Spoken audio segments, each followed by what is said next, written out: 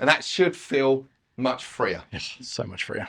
We're not locked down, we're not positional, we're not stiff arm Steve here, locked.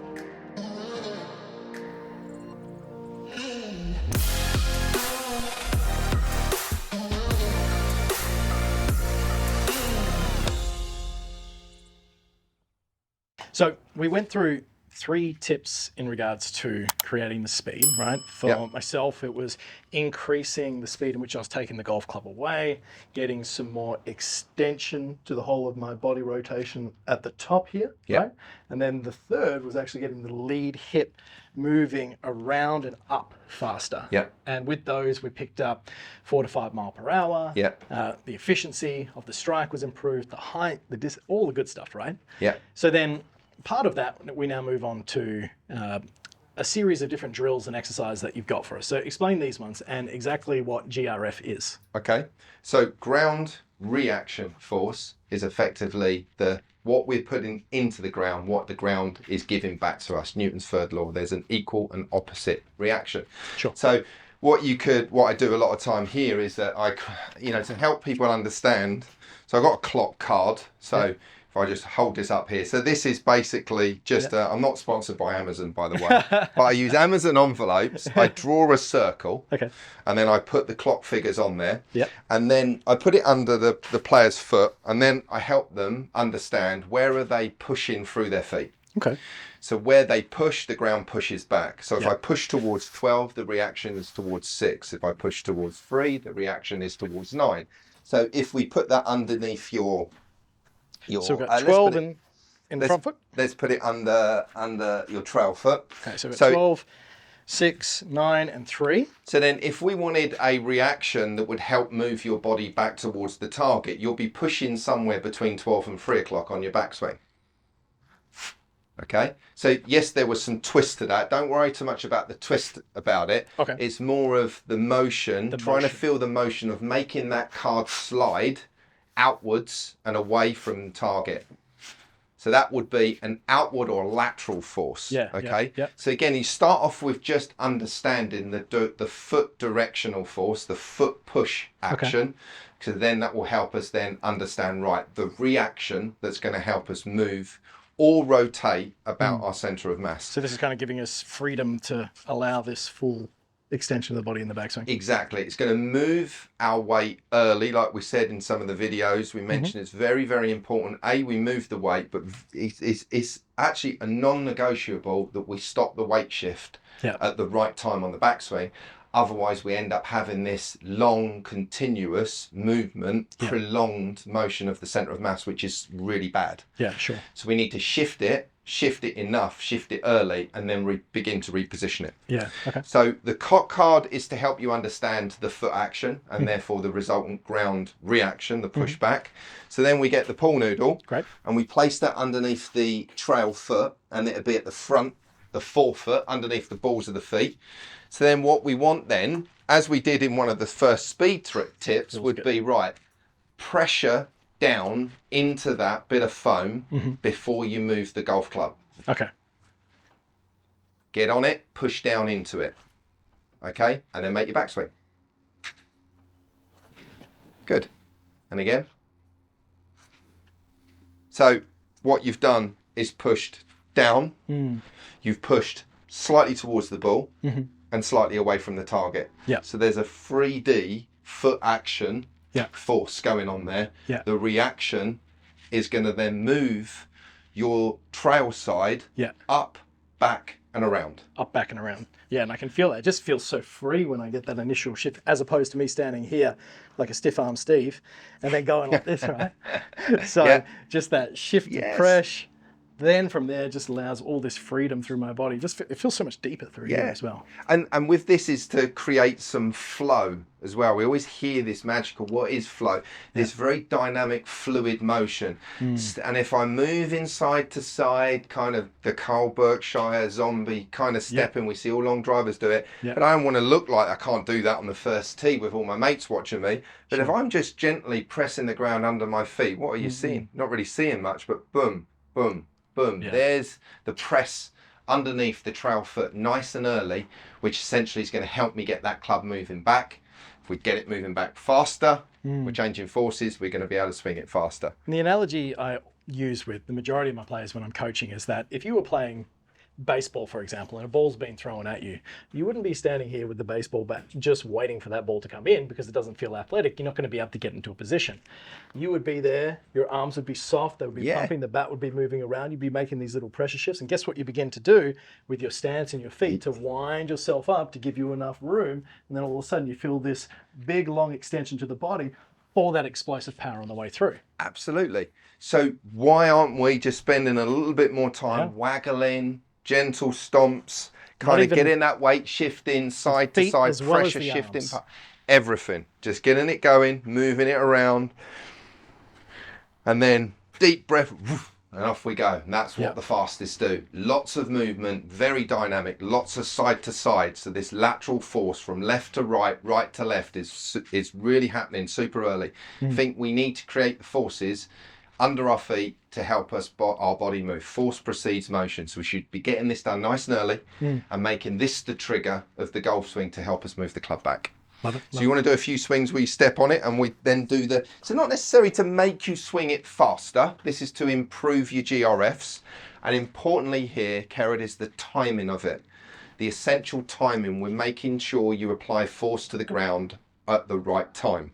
Okay, because we could create a bigger problem, because if it's mistimed and we create more force, we've got a bigger problem. So this is about timings, getting it done early, on the right foot, trail foot, pressure underneath the ball of the big toe or across the balls of the toes there, and then go. Okay. And you can hit balls with this, is the good thing. So let's just, again, this isn't necessary for speed, just to really get that force application underneath that trail foot nice and early, get some pressure into that trail foot, and then start your swing. All right, let's do it. Good. So how would you critique me there? What could I have improved? I think, again, you can increase the time. I think make that earlier. Make it early. And don't be afraid of increasing the force underneath that foot. You could do it more. Okay. So step on it and press that foam down. Earlier, harder, and harder. Yeah. All right. Think Henrik Stenson. Not necessarily the big sway of him, but we could have certainly some force underneath that foot to kick-start your golf swing. Off you go. Pressure it and go. Good. Good. Yeah, it feels way more free at the top there. Yeah. I know, just second ball in, we're back up to what was your normal speed before. Yeah, so great. We're where we need to be. Okay. So importantly, just for something, a very, very inexpensive, cheap bit of foam underneath the trail foot, step, and then we can lose it and then feel those little side to side pressure shifts. Left, right, left, right, left, free it up. Okay, so we're going to do one more where it's just move that out the way. I want you side to side, lead to trail, trail to lead, side to side as part of your kind of waggling, moving. Okay. Free it up, let's get some flow into this. Okay, and really get it and almost begin that time, allow that flow of side to side force to start your backswing. Okay.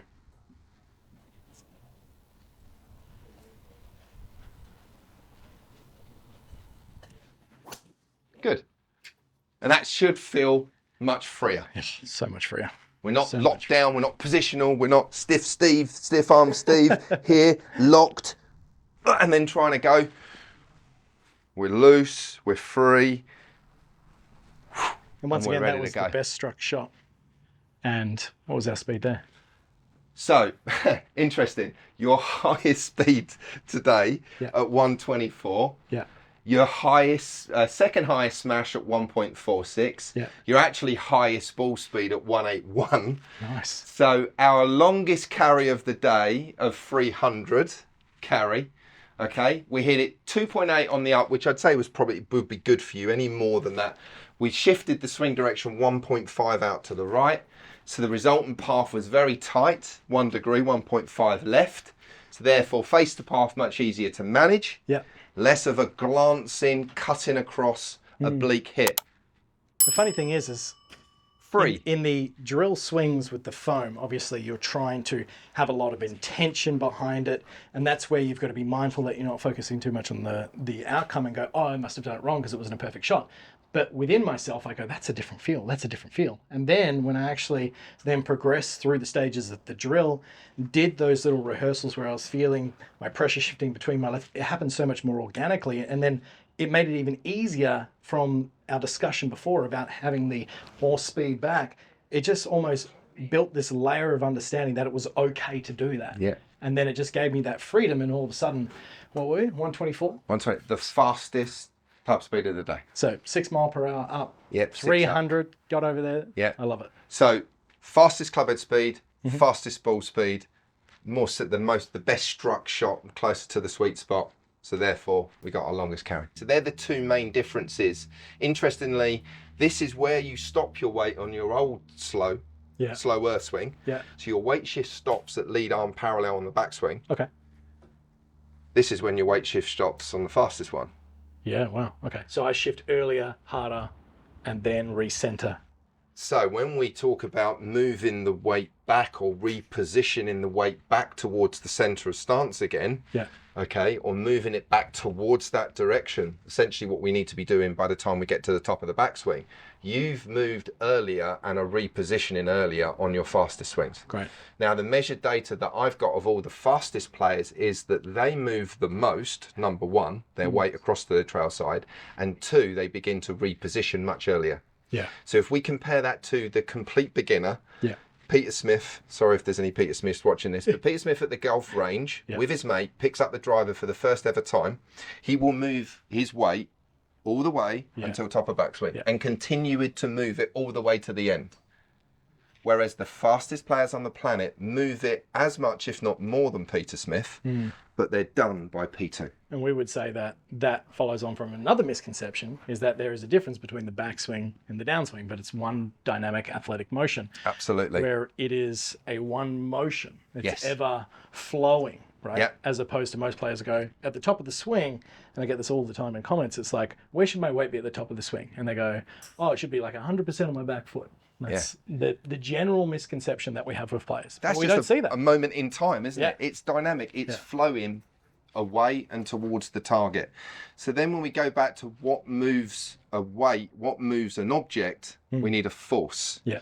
So one of the first things we did was actually getting you to move it faster. Yeah. In that early phase of the backswing. You created a force that was side to side, a lateral force Yep. that got your weight moving earlier. Yep. And then essentially then the brake and started to reposition it earlier. So your side to side forces had an immediate effect on the lateral motion of your center of mass. Any object that moves, Newton's law, has had to have a force applied to it to move. Yeah. So force precedes motion. Yeah. So we got the early step on the right foot, Yeah. pressure under the right foot. Now if I'm there, that's like a wall. Yeah. So that now becomes like a vertical wall that I push against to start to reposition. Okay. Not I'm actually swinging and swaying and pressuring after the swing. The old I've swing and pressured sway. before the swing. So it's almost like a shift swing, Yeah. Henrik Stenson, Yep. or kind of shifting swing, Rory McIlroy. Yep. Okay, so, but we're getting it done. Do it early. Do it from that first phase. Get the speed into the club by stepping that lateral forces and getting the weight across, which we've seen the difference between the slower one and one of your fastest ones. Amazing. Amazing. Love it.